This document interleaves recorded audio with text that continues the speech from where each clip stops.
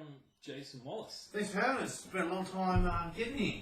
Yes, well, you're still one of the first ones, and you're still doing this before we kick off anyway. Oh, cool. Awesome. It's all great. So I think between the three of us, the two of us, we've postponed this thing at least 5 or 6 times. So. Yes, that's the nature of the thing. 100%.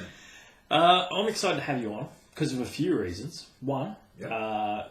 you were the part of the start of why I'm here today, because I first rocked up at your float centre when it was just downstairs in the basement to have a go with the float tanks. Yeah, many years ago.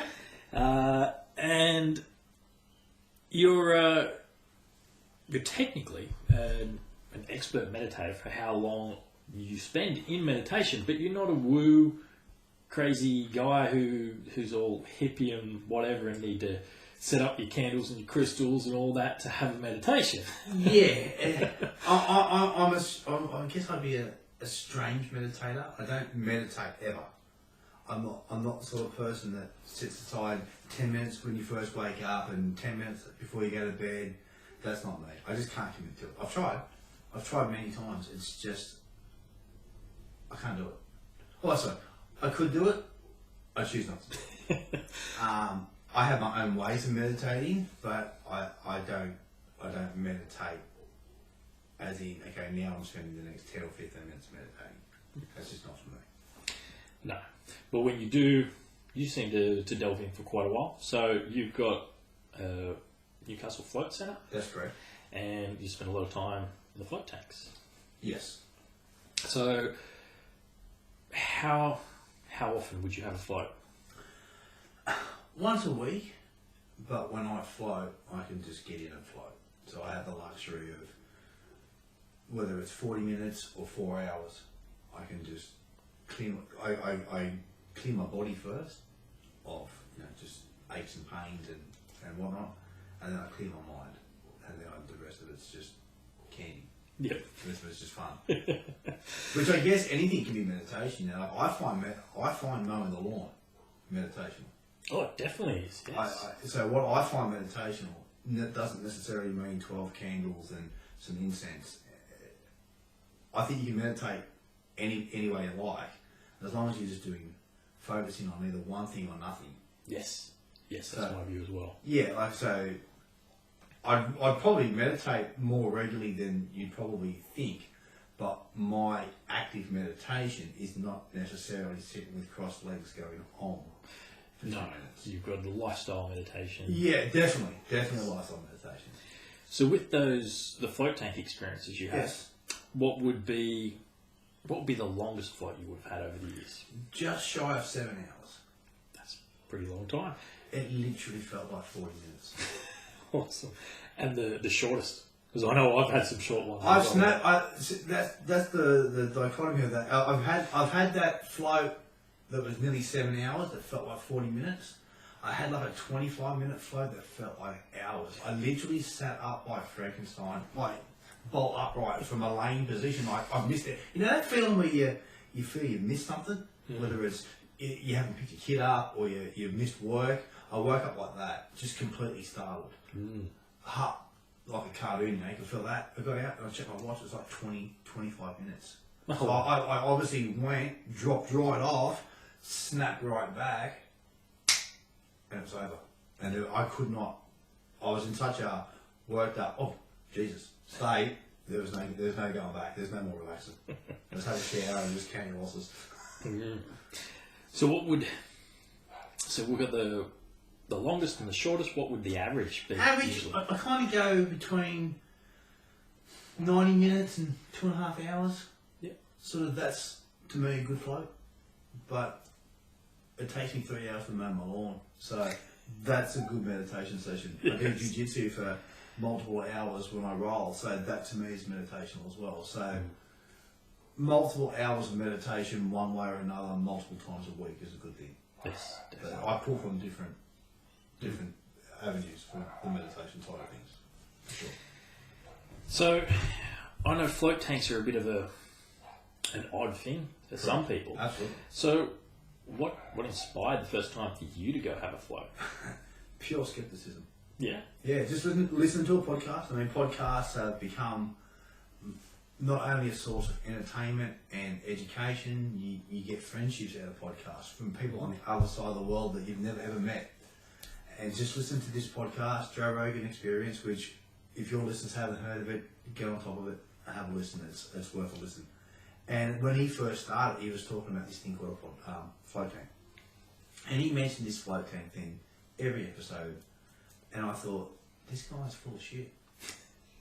No one thing can do that many different things. He was talking about de-stressing and pain relief and excellent thing for meditation and all these other avenues that it fixes. And I thought, I can't even float in water.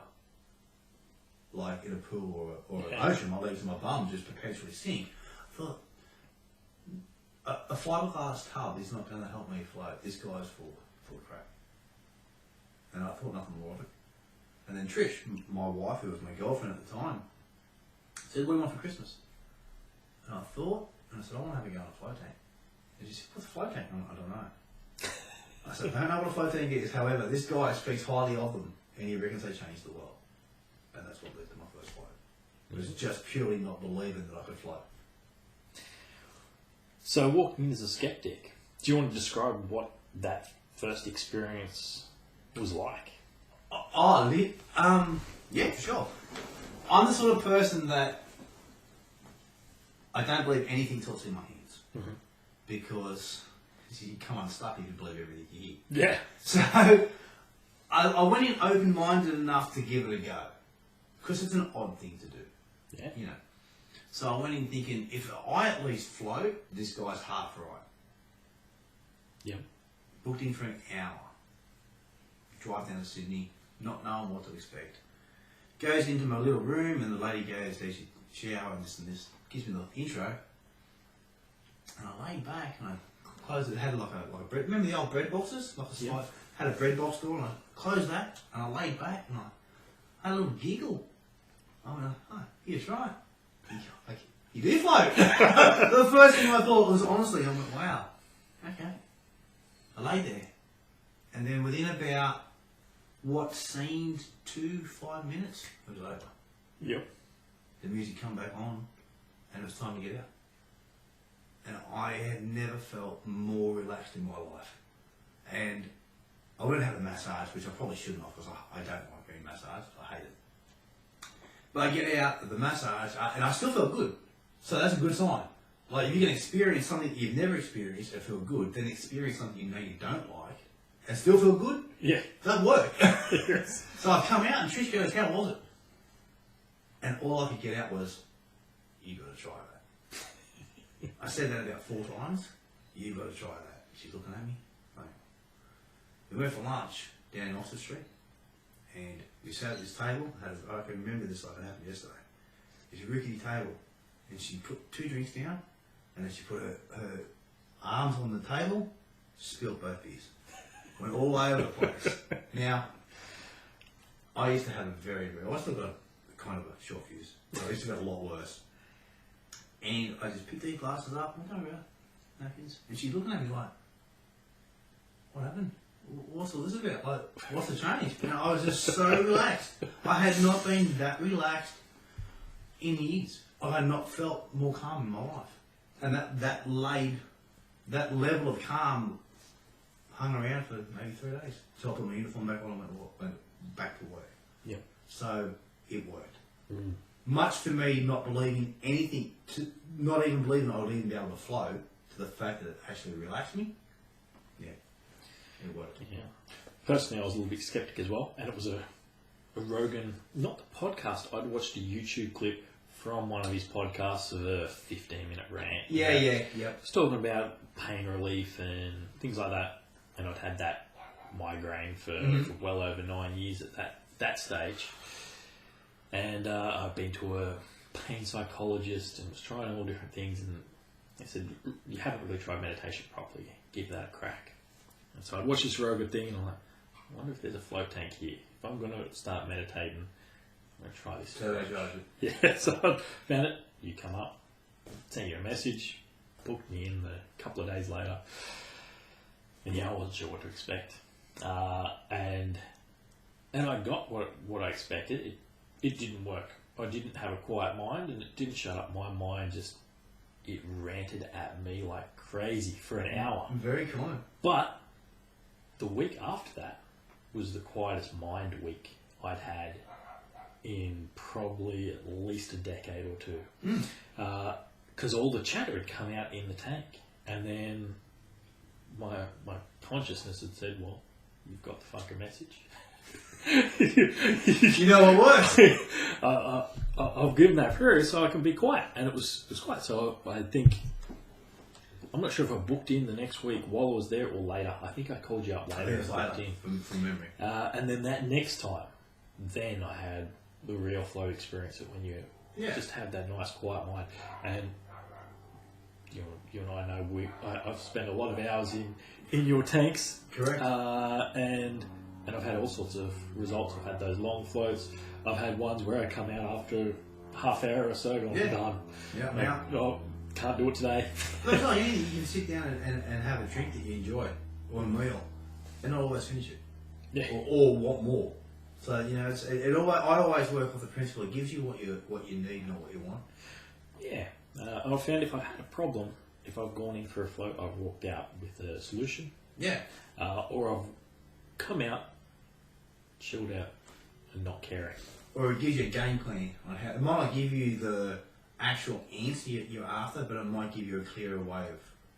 If you go in looking for the answer, you may not get the answer, but you may certainly get the ability or the right way to get to the answer. Yes. If that makes sense. Gives me a list of action list of what I can do, where I can take it. Yes. What roadblocks are going to be in my way that I can. That's if you know how to go through the level of looking for things, which is a hard thing to do, especially being self-aware, or maybe not self-aware is the right term, but being able to be introspective, to be alone with yourself and look at your own thoughts honestly and openly.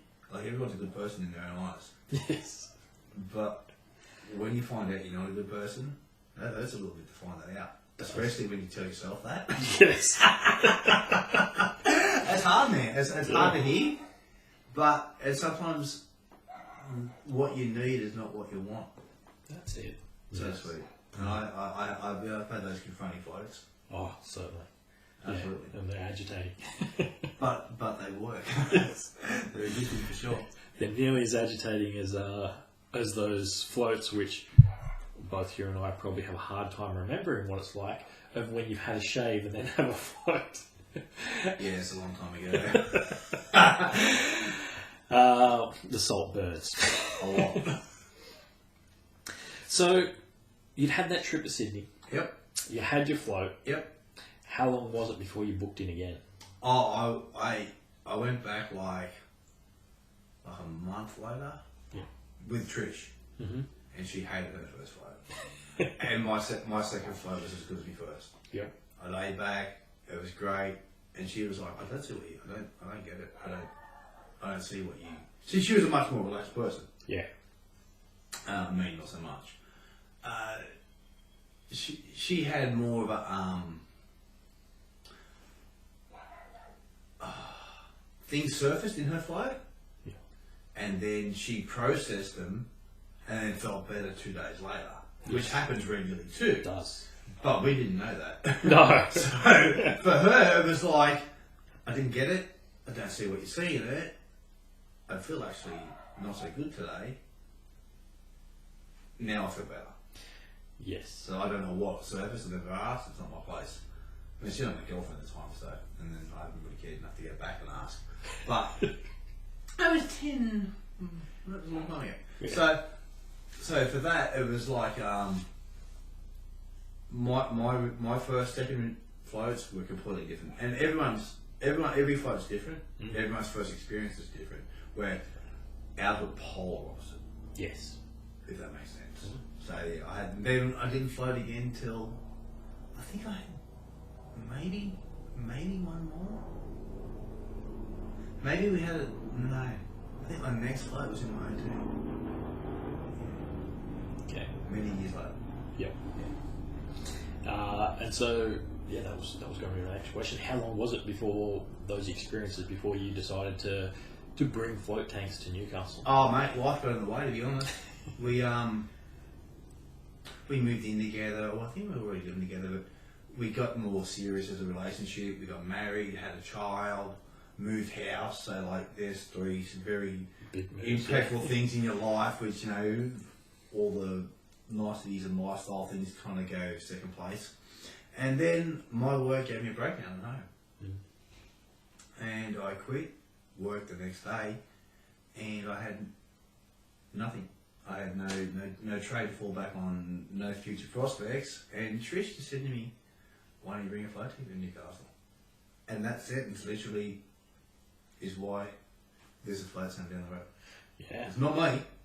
I didn't come up with the idea. I can't take the credit. No. It was her.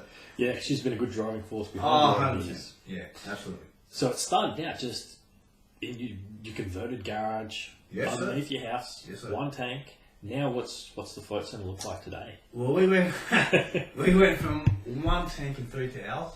That's all we had. Yeah. And we didn't use those towels every day. Now we've got 2 float tanks, 1 open float bath, a massage therapist, salt therapy, hypnotherapy, and infrared sauna. But everything's been added cumulatively. Like, we went 1 tank in the shed for a couple of years, and then we moved to 3 tanks, and then we went to like 3 tanks and a massage therapist, and then we kind of, I mean, we're still in the growing phase. I mean, still a lot of people don't know. I'd imagine most of your listeners would know what a float tank was. No. It's been around since the 60s, but it's still unknown. Because it is a little bit of a weird. Yes. Yeah, most people I know have either heard of it from Rogan, they've heard of it from the Simpsons episode. Yes. Or, what was the movie called? Altered States? Altered States, not so much. When I first opened up in our current location, I always ask people, how did you hear about floating? And nearly everyone said, oh, it's on The Simpsons. And I thought, oh, they're having a go at me here. Just smile and nod. So I did. And I heard it enough times, I thought, these people aren't getting together outside and saying this. There has to be something to it. So I went YouTube, Simpsons float tanks, and sure enough, there's the episode. Yeah. So I now have to tell people they're not going to turn into a cat. The tank's not going to get repossessed and go on the back of the truck. So, the Simpsons and the Joe Rogan is our 2 most common. That's how we heard about floating, for sure. Mm. So, I know about your previous work and what it did to you over the years of the things you're exposed to with it. So would you mind sharing a little bit about that so that people can understand what sort of benefits can come from floating outside of just that? Yeah, well, I have to word how I say this, because if I say it the wrong way, it sounds horrible. Yes. I spent 12 years working in the prison system. Yes. I have previously said I spent 12 years in jail. It just doesn't sound good at all. So I have to stress that I was on the other side of the bars. I was the dude turning the keys. And it's just not a nice environment. I used to look at it, the guys that have been there 25 years and think, if that's mean 10 years time, I'm doing something all my life. And that's the way I was turning. It's just a miserable job. It's a bad environment. No one's happy to see you. No one ever says thank you. You're looking after the worst people in whatever particular town or state you live in. So it's not going to be a nice day. No. And you're in that environment every day, all day. There's only so much shit you can put up with. Yep. And I literally I use the term, I put 10 kilos of shit in a 5 kilo bag. And the seam split. Yep. And when the seams split, you can't put the shit back in. It just flows out. And then when it flows, it just flows. There's nothing you do. And I was literally making a cup of tea, and the seams split. Yeah. I was doing nothing, just stirring honey in the green tea. So you never know what's going to happen, people. Yeah. You never know. Which is why Trish noticed that difference when the beer's spilt. Normally you would have... I would have flown off your handle. Yep. I would have said, you fucking idiot, look what you've done, you know, and then I would have berated her. Yep. But because I went, oh, she don't know about that, it's just a big, you know. She was like, oh. You know, so just that one flow, how it instantly changed my ability to control myself was amazing. Even I was amazed. Yeah. And that's not something.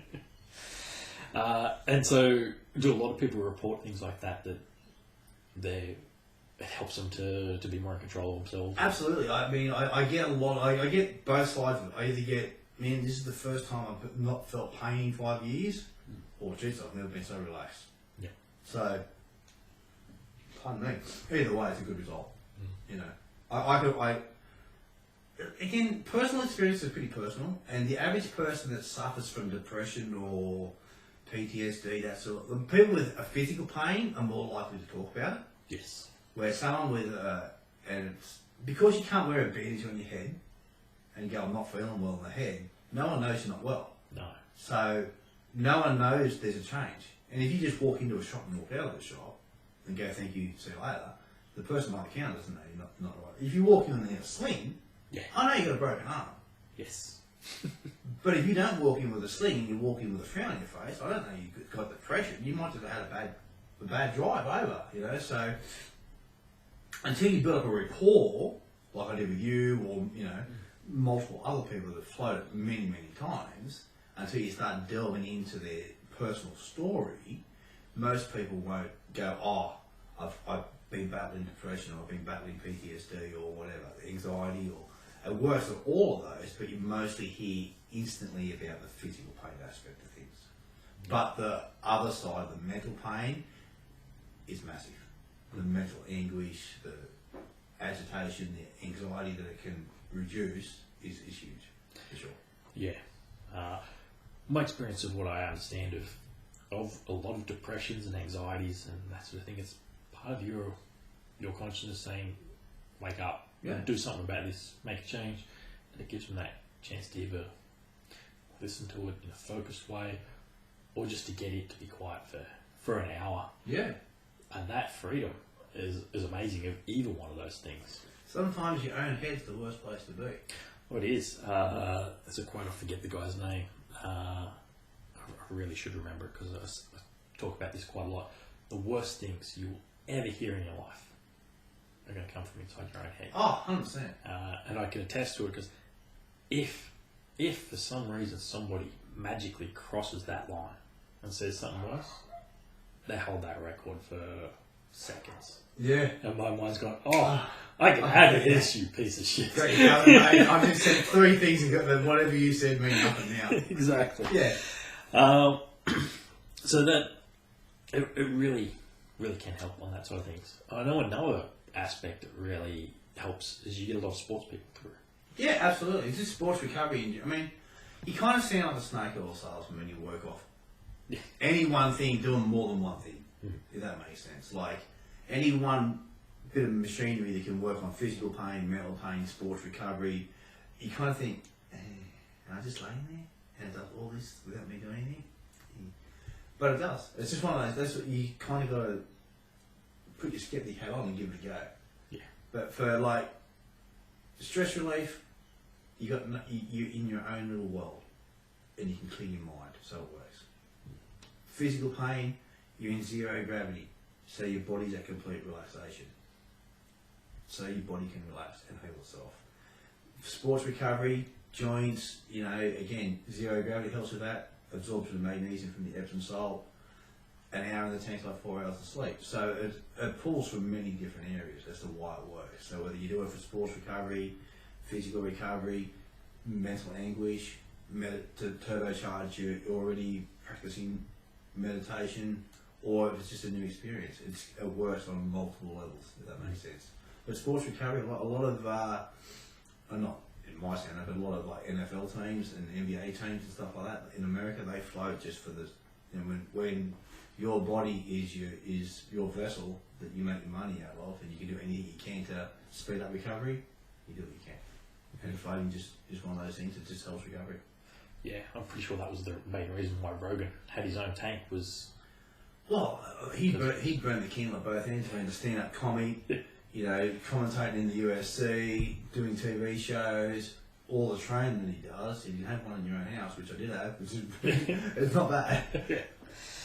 And he's a millionaire, so yes, that makes it a lot easier to have your own. certainly does. So, from your own experience with your practice with Brazilian Jiu-Jitsu, how have you noticed floating affect just that? Man, if any of your listeners have ever done any martial art or Jiu-Jitsu itself, will know it puts a toll on your body.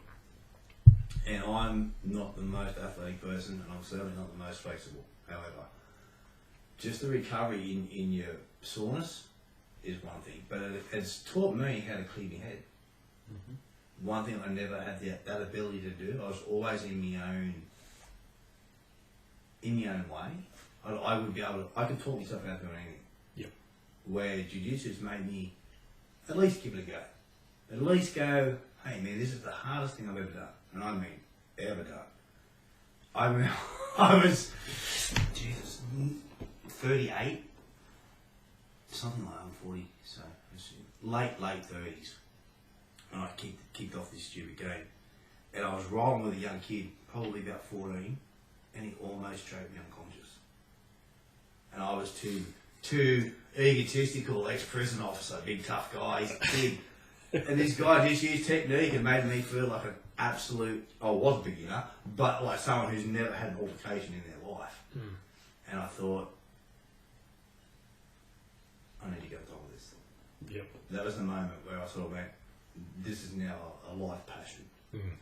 But if you don't clear your mind and think, you won't get anywhere in that game. Where I never had the tools to clear my mind and think, that's where the floating has helped. Not just the physical aspect, but the mental game as well. Absolutely. Yeah, and from what I understand from the conversations we've had over the years about Jiu-Jitsu, that it's constantly putting you back at that same sort of level. Absolutely. There's always somebody better. Yeah. There's always somebody better. And I'm now a purple belt, but I still get tapped out by blue belts. I get tapped out by a white belt every now and again. It doesn't bother me, because it means I've got to keep getting better. Yep. But everybody, I'm 40, I'm in my mid-40s. I'm trained against guys that are 20. They're going to win. They've got more athleticism. They've got more time to train. I'm an old man. I don't have much athleticism at all. I'm not very flexible, but I just enjoy it. And it literally is my meditation, my weekly meditation. I can just go there and clear my head. Win or lose, I leave happy because my head's clear. And again, that comes back from meditating or at least learning how to clear my head in the tank. Yeah. And so with that, walk us through the Jason Wallace float tank experience. I like to float as late as possible, like 9, 10 o'clock at night. And I just like to completely have everything in my day done. The family's tucked away, work's tucked away, everything's quiet. I can just relax, put on my favourite album, lay in the tank, and when the music's playing, just take it in. Just, that's when you can sort of feel your spine decompressing when you're in there for the first part. And if you need to think, that's the time to think. When your body's sort of getting, you settle. You know when you first get in bed and you're getting comfortable? And all the days, I should have said that to this person. Leave the milk out. All that, that's what the start of my flight's like. I'm getting comfortable. I'm clearing my head. Working out what's, I ask myself a few questions each time. Getting back to like when you find out you're not a good person. Yes. That comes from that. I ask myself, a couple of where am I going right, where am I going wrong, what can I improve, am I happy, what can I do to get happier? Just that sort of general introspectiveness, and which I didn't realise was possible. I never knew. No, all very, very valuable questions to be asking yourself. If you haven't at home, ask yourself those questions. Yeah, or don't base them off those 5. It's just in that vein, just that ballpark, because it's easy to bullshit yourself and say, oh yeah, I'm a great guy, until you realise you're not. And then you got to go, well, okay, what's my follow-up question? So then I'll do that. Like if I get, when I found out I wasn't a good person, so to speak, well, why not? And I just turned out to drink too much. And that was the problem. The answer was there, so I quit drinking. No more drinks from Miracle Jason. I'm a happy person for it, and a better person. So, I ask those questions, I pull the answers, or I at least look for the answers, and if I don't get the answers, chalk it up to experience, and then I breathe. Nice, long, slow breathing. And then I just drift off. And I come out and breathe. Awesome. So that literally is my flow experience. Yeah. But it's essential that I stretch the body out, get the body comfortable first, and then I go down that list of questions, and then I breathe. And that list of questions might take me, well, yeah, feeling, everything's good. That I can think of. Yeah, good. Well, I'm thankful for that. Yeah. That's making me unhappy at the moment. Or it can be, holy shit, let's address that. And that might take me, what could be the rest of the album. To just 2 questions. And then when you're sick of thinking, chill. Then chill. But you have to be honest with yourself. Because you're not honest with yourself. And I've tried that too, lying to myself in there. And then you just let something loose in your head that's going to rattle around your head the whole flow. So I learned that you've got to be, if you ask yourself a question, you've got to be honest with the question. Yes. Yeah, I've done that before, and it's just something's not sitting right. Shifting in there. Yeah. Fuck this, I'm getting out. Yeah. Because you haven't been honest with yourself. No, next week, I'm on that. Yeah. Or you might address it honestly in 2 hours' time, then it's too late. Yes. Yeah. So what is that album that you play? Well, Dark Side of the Moon would be, if it's just one album, it would be that. Yep. It's just one long song basically that links, and at the start you'll hear a heartbeat, and that lasts the entire, that goes through the entire album. So if you get in the right frame of mind and the right state, you can stay with that heartbeat, which is a really good low pressure beat. And it's just, if you don't like Pink Floyd Dark Side of the Moon, lose me number. It's just one of those albums that if you don't like that, I don't need you in my life. It's just an all-time classic. It's got some of the best songs that. And then again, I've been listening to Pink Floyd since I was a lot younger than I am now. Yeah. And it doesn't matter what you listen to. If it touches you and makes you think, and the music can make you cry, I think. Yeah. So that is that one album. But I also enjoy Animals, chased by Wish You Were Here. Yep. So 2 albums back to back is a really good playlist to flow to. So any one of those 3 I can flow to. All 3 together is pretty good. But Pink Floyd, because it's melodic, it tells a story, and it's well paced. I find the albums are well paced. Yeah. It's not, and you can hear the words. Lyrically, I like what they say. Yes. Interestingly, the moon is symbolic of the subconscious. Correct. And you're in water, which is the archetype of emotion.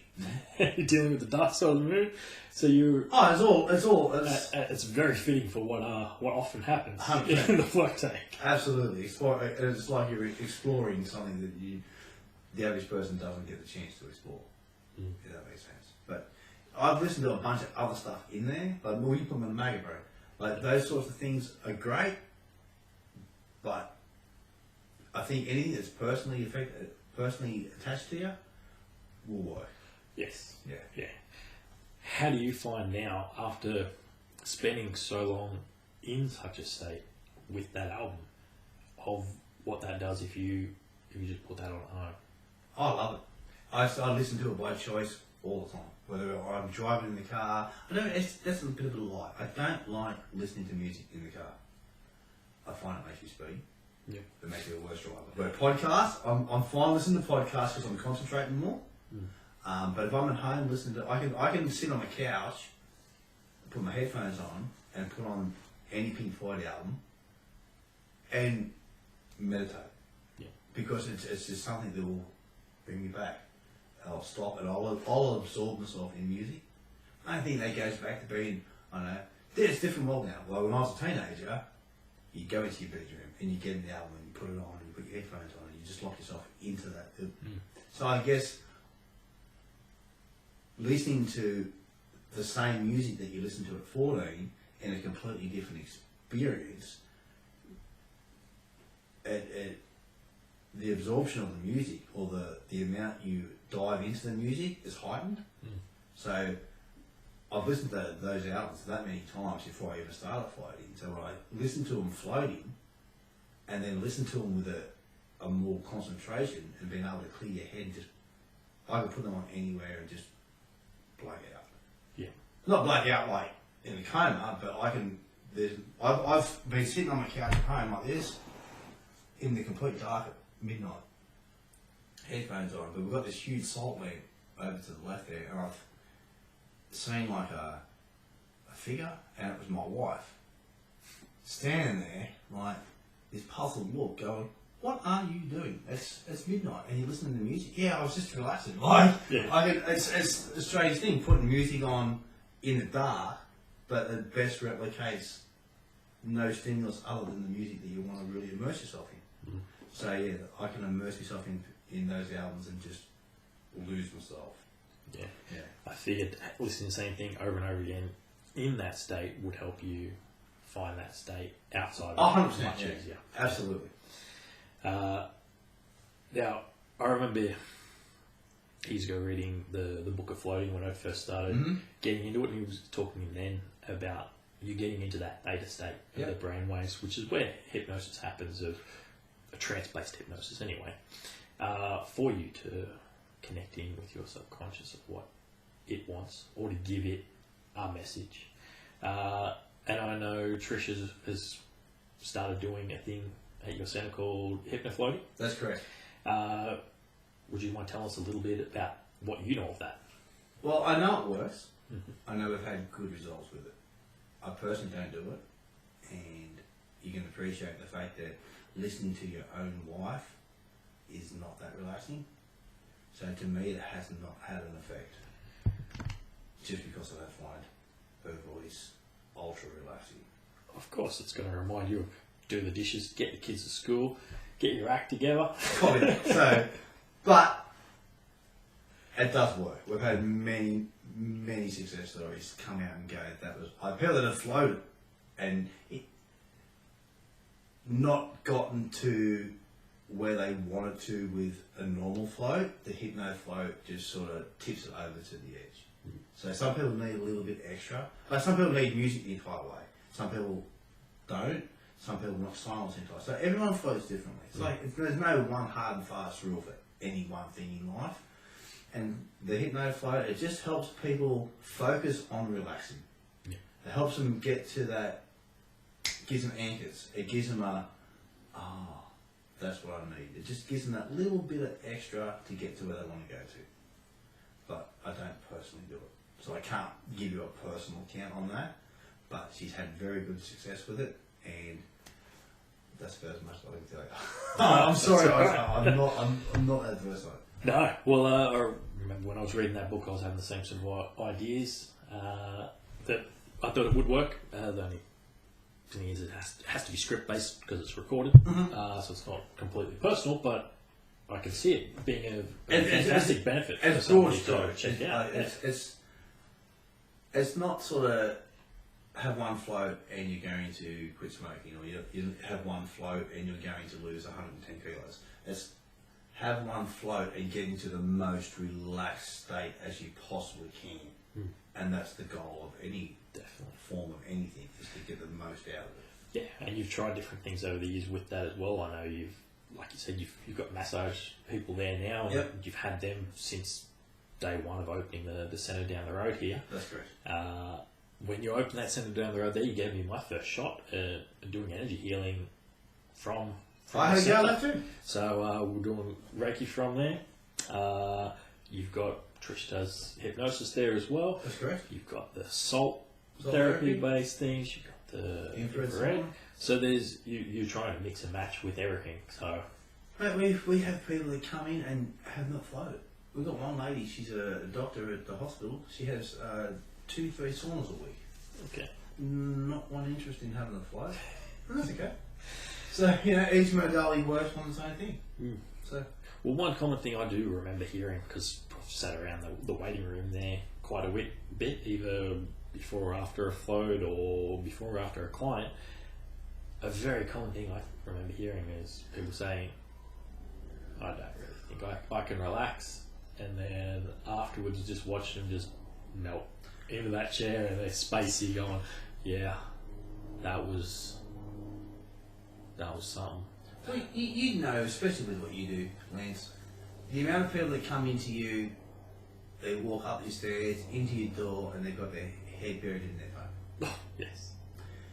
Those people have their phone in their hand probably 75% of their working day or waking day. Those are the people that talk themselves. I can't just lay there and do nothing. I mean, I've literally heard people get out of the tank, answer their phone, and get back in the tank. So, the people that have a hard time, or tell themselves they're going to have a hard time switching off, are usually the people that are so addicted to having that serotonin. I've got to have lights. I've got to keep. So they get into an hour without any entertainment, an hour without any stimulation. Well, Elon Musk, he's said his opinion of who we are as a culture now was we're already androids. We're part robot because we've got that connection to the internet and the technology there all the time now. And one of the things I used to love about floating was that bit that airport mode. Yeah. Drop the phone down. There's no way anybody's going to contact me. There's have to be an extreme situation where you'd be like, somebody's called or come in and I've got to knock on the door and pull Lance out. Never happened. No.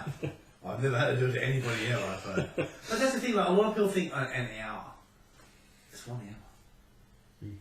Like, you can watch 4 episodes of Orange is the New Black. Back to back to back.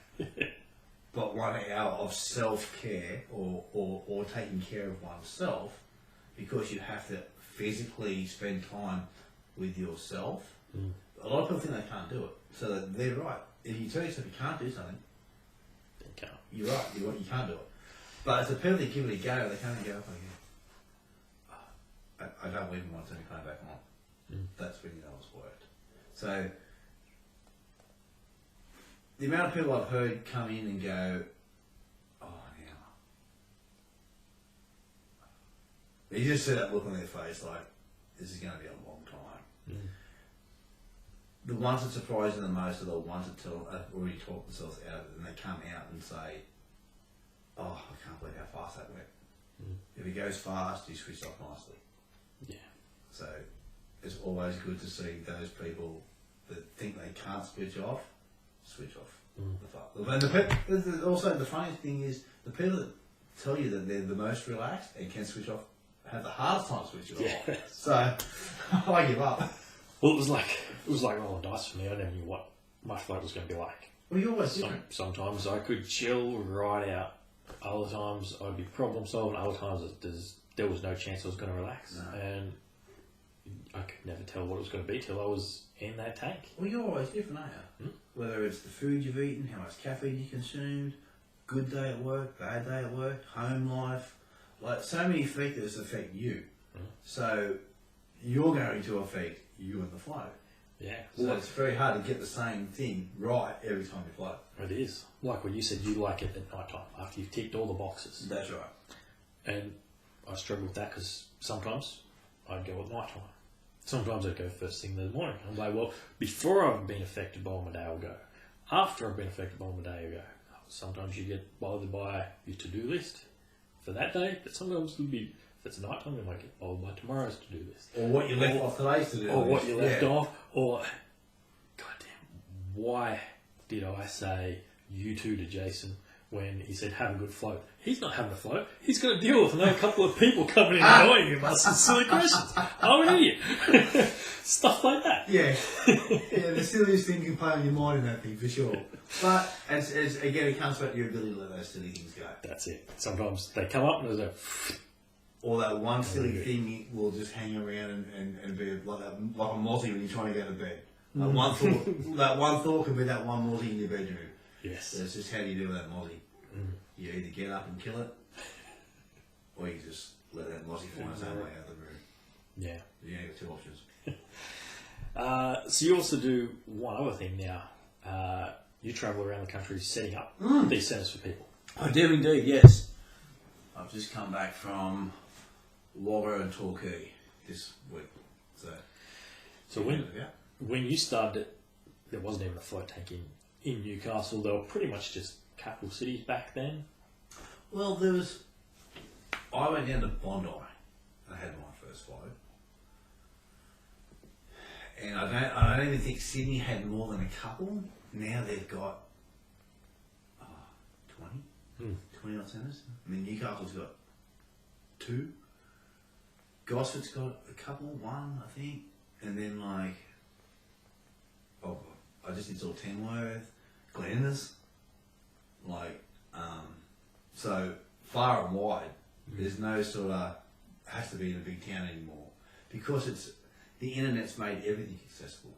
Definitely, yes. So it's not people in Grafton don't have to travel to Sydney to do things now because the internet's made other people go, that might work here. Yeah. So it's good to get out of there. So if somebody listening to this is in Australia and they want to set up a float tank, you'd be happy to take a call from, give them some advice? Absolutely, answer your questions and give you the pros and cons of setting up a float centre because it's not just open the doors and you burn $20 bills for fun. No. It's many days when we first opened up down here, I'd come in and I'd set the tanks up and test the water and put my little board out and sit in my chair.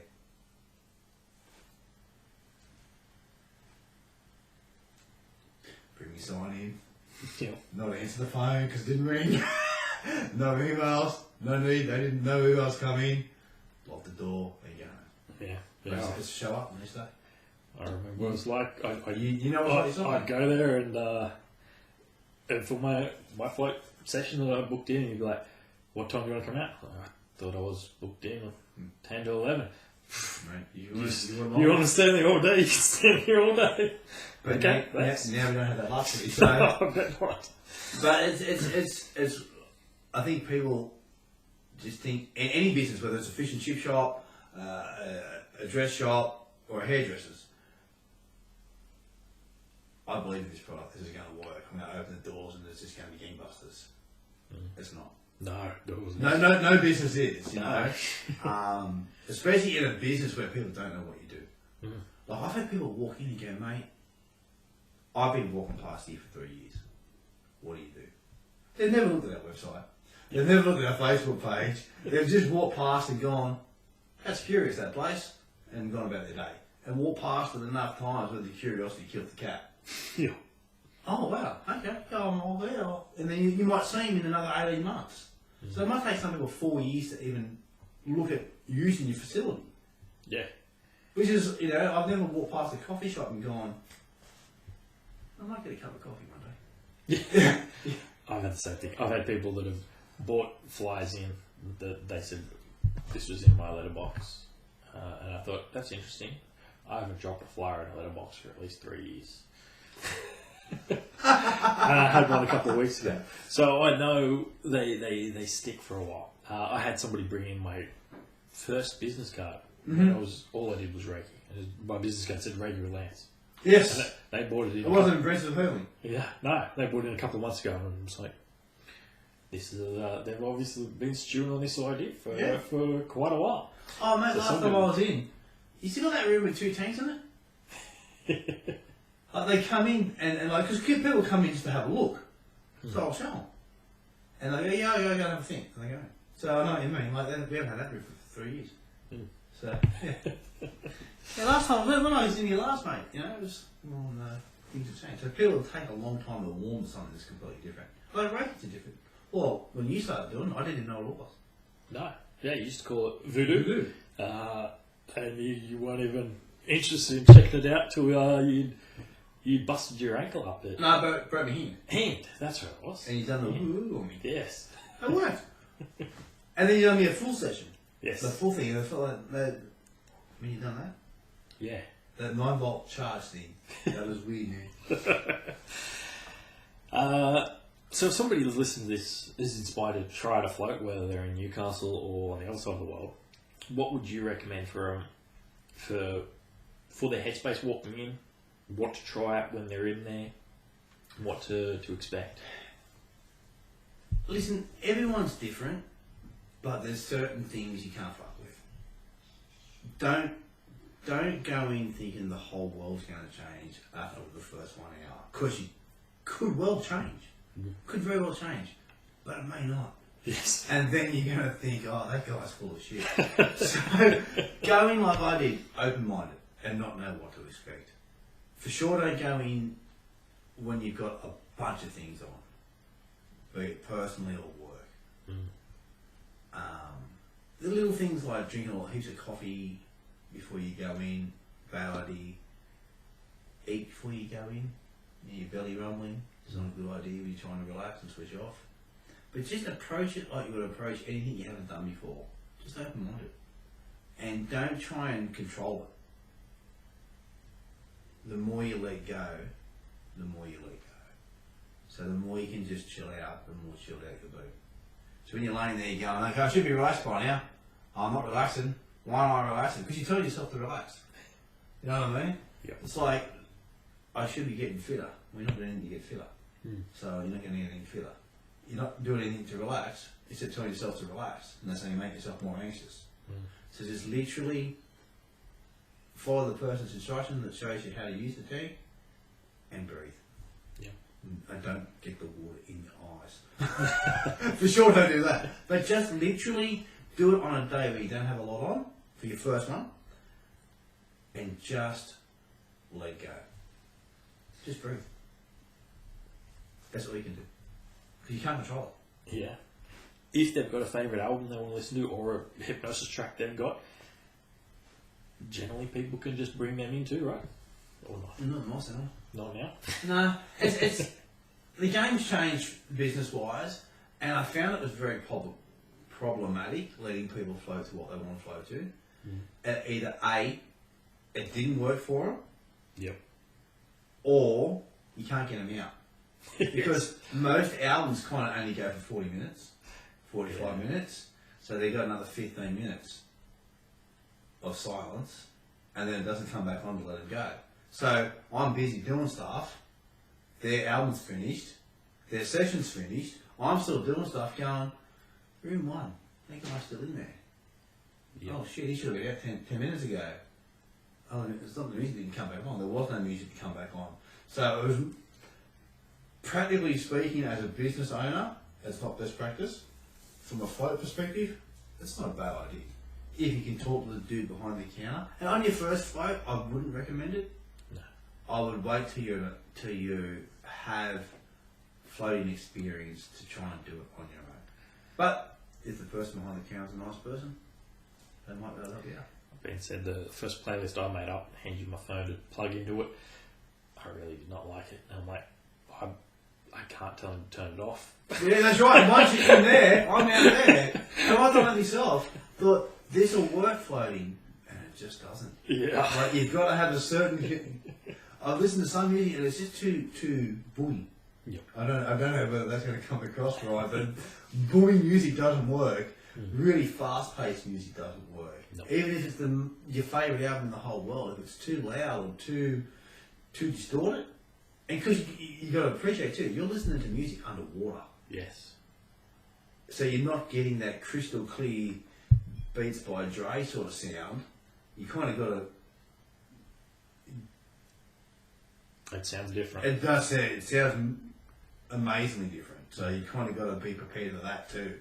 Like, it's not the listening experience, it's more the emotional experience, if that makes sense. Definitely. So you're not hearing every note sharp. That's more the emotional feel, is what I would best put it, if that makes sense. Yeah. So, if somebody's local and they want to book in for a float, Yep. or they want to chat to you about setting up a centre somewhere, or just have some questions about floating, how can they reach out? Alright, so our float centre is Newcastle Float Centre, so newcastlefloatcentre.com.au, Facebook, Instagram, all the regular social medias. If you're looking at starting a float centre and you're anywhere in the country other than Western Australia,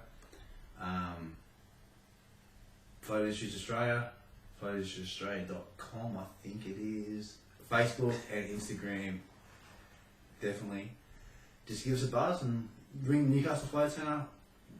We'll put you in touch with the right person, whether it's your own float or your own float centre. We'll help you out. Fantastic. Thanks for coming along. My pleasure, sir. Long time great coming. chat. Absolutely. I've had a blast. I haven't bored you. No, not at all. Excellent. Okay.